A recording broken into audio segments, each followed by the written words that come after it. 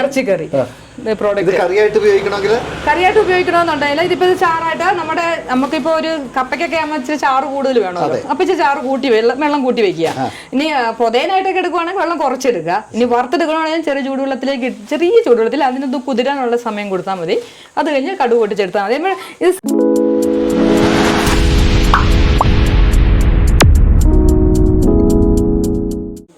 എല്ലാവർക്കും നമസ്കാരം. ഞാൻ ഇരട്ടയാർ അഞ്ചുമുക്കിലെ മഞ്ജൂസ് ഫാമിലാണ്. മഞ്ജൂസ് ഫാമിലേക്ക് ഇപ്പോഴെത്തുമ്പോൾ മഞ്ജൂസ് ഫുഡ്സ് എന്ന് പറയുന്ന ഒരു പ്രത്യേക ഭാഗം കൂടി ഇവിടെയുണ്ട്. കുടുംബശ്രീയുടെ സപ്പോർട്ടോട് കൂടിയിട്ട് നടത്തിക്കൊണ്ടിരിക്കുന്ന ഒരു സംരംഭം കൂടിയാണിത്.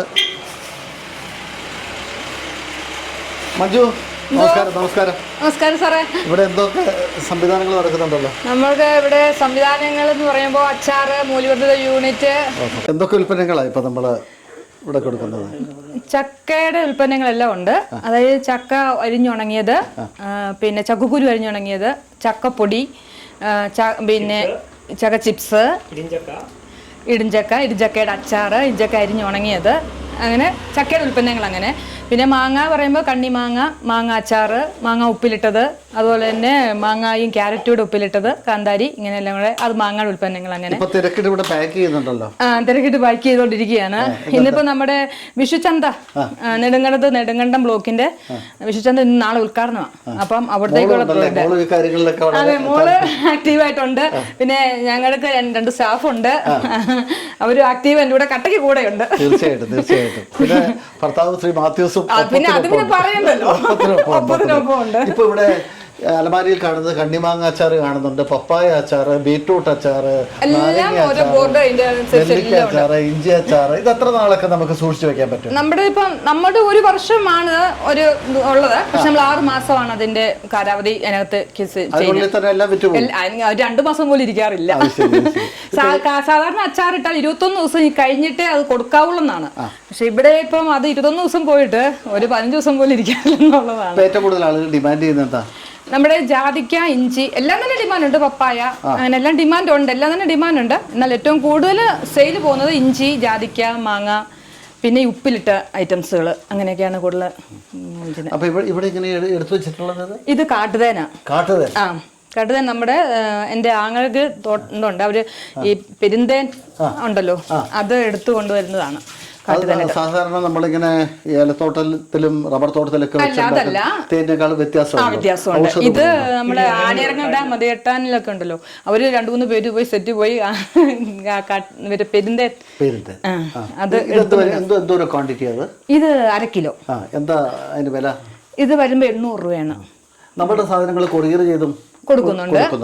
ഇപ്പൊ കുറച്ച് നാളത്തേക്ക് ഇങ്ങനെ സ്റ്റോപ്പ് ചെയ്ത് വെച്ചേക്കുക. ഇച്ചിരി തിരക്കിട്ട് പണി ആയതുകൊണ്ട്. ഇപ്പൊ ഇനി ഒരു ജൂണൊക്കെ ആവുമ്പോൾ, ജൂണും നടക്കുമെന്ന് അറിയത്തില്ല.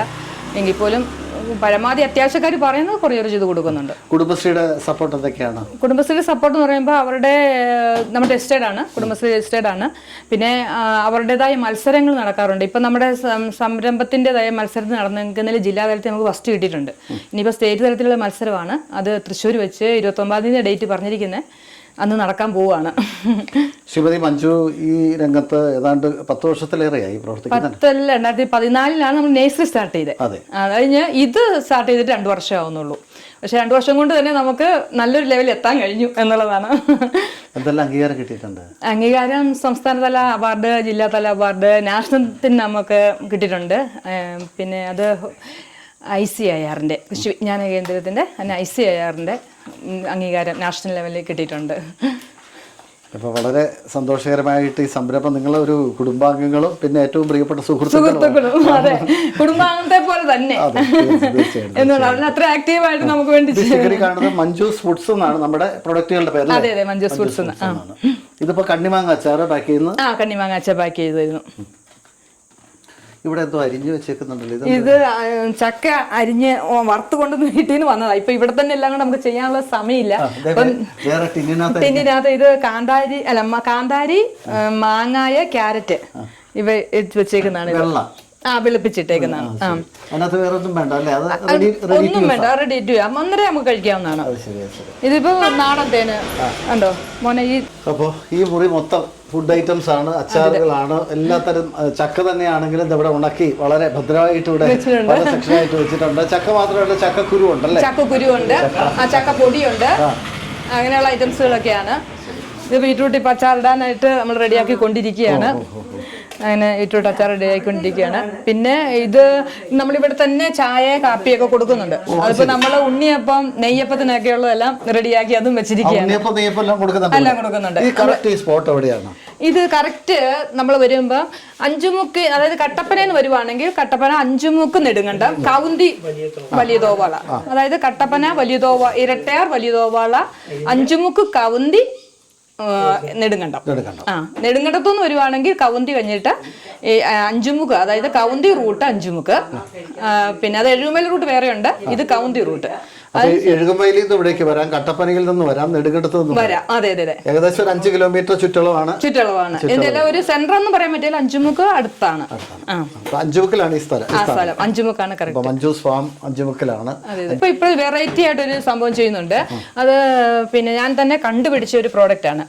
ഒന്നല്ല രണ്ടെണ്ണം കണ്ടുപിടിച്ചത്. സ്പെഷ്യൽ കോഫി എന്ന് പറയുന്നതുണ്ട്. അതായത് നമ്മൾ കാപ്പിക്കകത്ത് തന്നെ വെറൈറ്റി ആയിട്ട് ചെയ്തേക്കാണ് സ്പെഷ്യൽ കോഫി. അതൊരു വെറൈറ്റീസ് ആണ്. അതുപോലെ തന്നെ ഇറച്ചി, നമ്മൾ ഇറച്ചി കറി എന്ന് പറഞ്ഞൊരു പ്രോഡക്റ്റ് ആണ് ഇറക്കിയേക്കുന്നത്. നമ്മൾ മാർക്കറ്റിൽ ഇറക്കിക്കൊണ്ടിരിക്കുകയാണ്. അത് ഓൾറെഡി ലോഞ്ച് ചെയ്ത് കഴിഞ്ഞു. അത് എങ്ങനെയാണെന്ന് ചോദിച്ചാല് ഇറച്ചി കറിയാണ്. ആ സംഭവം ഉണങ്ങി സെറ്റാക്കി വെച്ചേക്കുക.